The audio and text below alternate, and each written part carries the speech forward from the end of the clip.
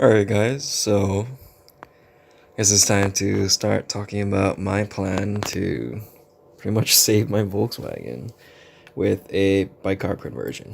Before we even get to what this is, I guess this first thing is to explain why I'm doing this. And for anyone that is kind of either on the fence about changing out their CIS or wondering why would you want to change the CIS in the first place, this is going to be the video. So to start off things, we pretty much want to be looking at what is the fuel injection system of CIS. Currently, I have a 1985 Volkswagen Cabriolet, which is based off of the first generation Golfs. In the US, they'll call it Rabbits. I still like the word Golf better, so that is where they're based off of. The CIS, or Bosch Continuous Injection System, is basically this whole schematic right here, and this is from the Bentley manual. And all of this is what the fuel injection system is. And most modern fuel injection systems might be a little different, but it has basically, this is a mechanical fuel injection system. The reason why I'm getting rid of mine is that I have been having problem after problem. From the fuel accumulator leaking to however many lines that I replaced, to changing out or cleaning the control plunger, changing out the fuel distributing head, trying to get the fuel injectors to come out in the first place because they were clogged, cold start valve not working properly, world regulator not working properly, and it just started to become too much of a headache because it was one problem after another that I got away with some fixes and it didn't really work out. And this whole thing is a little overwhelming on itself. So I have this kind of drawing and we'll kind of go over it. This is a lot more simplified than the other one. So we'll start off with the fuel tank. From the fuel tank, well, this is where you would fill up gas, right? Fuel filler neck. So fuel goes in here, and one of the main problems that factory CIS issues, fuel sitting in the tank. So bad fuel or fuel over the course of time, especially for the car that is well over 30. What is that? 1985. So it is, I can't do math, 36 years old right now, 2021 right now. So 36 years old, I mean, there's bound to be some kind of like rust issues eventually, I'd assume. Anyways, you start off with the tank. From this, you have a connection going to your fuel pump. And from the fuel pump, you'll be going to your accumulator, which holds the excess fuel, I believe, that you pull in. This is where problem number 1 came. Leaks over here. Then we have the inline, the feed from the fuel pump, which the pump is putting right here. Pump, once your ignition is on, it'll pull fuel, bring it to the fuel metering head, and distribute it among the injectors and to the cold start valve. Have that all fuel in there. So these are 1, 2, 3, 4, 5, 6, 7 lines connected. So 2 going to the warm-up regulator, 4 going to the 4 cylinders of the engine block, and 1 going to the cold start valve, which is the CSV. Then you also have your auto-stabilizer valve and your AC helping to modify the amount of air into your air-fuel mixture. You also have the O2 sensor that is like somewhere over here. Then you also have your air box that is over here. This is where the air filter is, and that's where the control plunger, everything interacts with your fuel, and that is where air goes in here, and this is where your air fuel mixture goes. Obviously, I mean, it's your engine. So that's the basic overall look at what CIS fuel injection system. I had a problem here, I had problems and all injectors. I had problems going to the warm-up regulator from the metering head because the metering head had a problem. I had, the CSV or cold start valve, that one wasn't working well. I had to do a lot of troubleshooting with it just to make sure I was getting voltage and everything.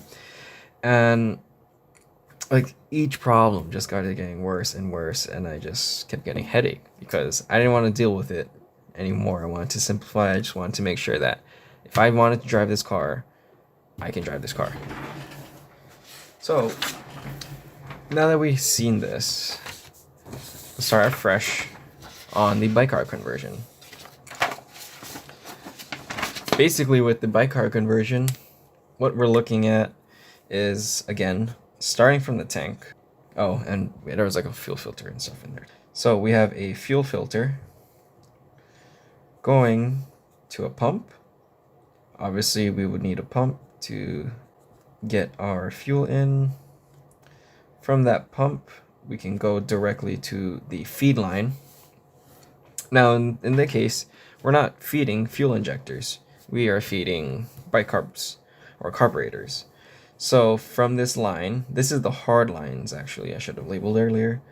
From the hard lines, I wanted to run a hose with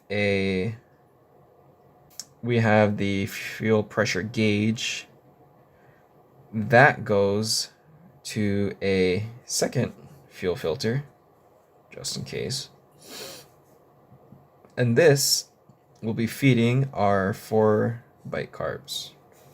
There is no return line,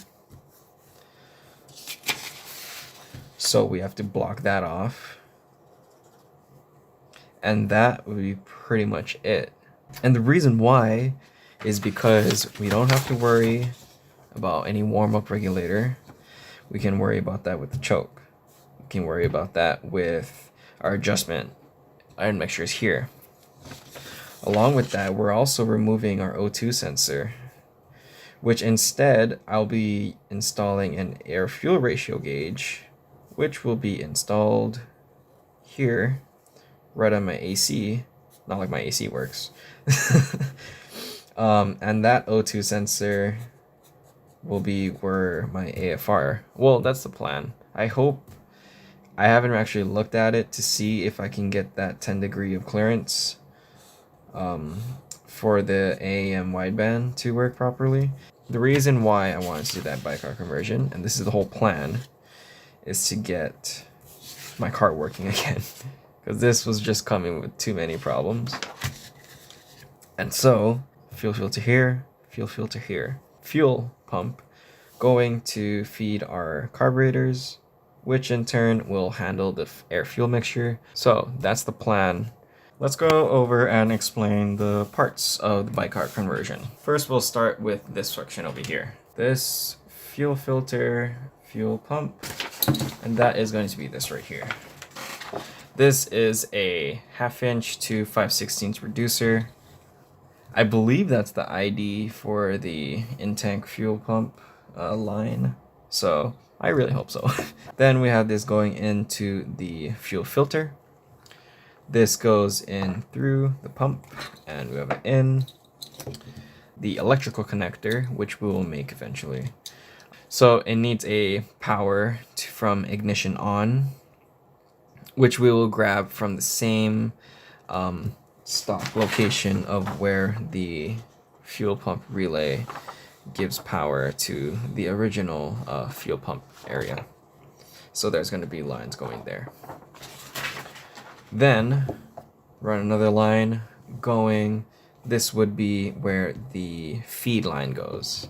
So we'll be installing it theoretically around here. I have a bracket to kind of position it where I want to.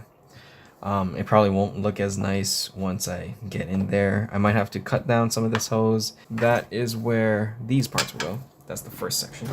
Once we have the fuel settled, we're going to be moving towards the fuel pressure and the fuel filter here. And again, this one's a little bit easier to follow because we have our feed line here. This is our feed going to a second fuel filter, which will be going to a fuel pressure regulator, or sorry, fuel pressure gauge, which reads up to 15 psi. Since we're using carburetors, we're not going to be going through skyrocketing any kind of numbers. I believe it's between like 3 and 6, but I'm not totally sure on the specs yet. I haven't fully taken it apart. And then from this pressure, we will be feeding this towards our bike carbs. So here are the carburetors. So if I flip them around, where is it? I don't know. So we have the intake, or sorry, not intake, the feed line, fuel feed line that is going to be going in here. Is that? Hope so. Honestly, my carburetor knowledge is not that great. The more I try to figure this out, this should be the correct fuel feed area. Anyways, we have it broken down into a few parts.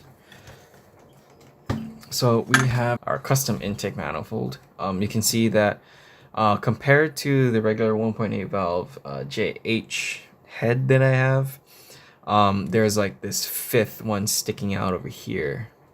And so this only connects to the 4 ports. And from here, we're actually just going to be closing off this. There's going to be a second adapter that I'll show later on when I start installing everything. This connects to a vacuum balancing bar, which will be connecting towards the distributor. There's going to be a vacuum hose telling us to when to shift and everything. I just want to kind of keep that.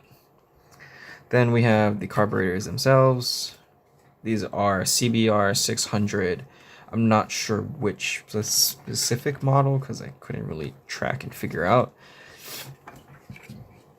And that is connected by these red silicone hoses. Honestly, this looks really cool.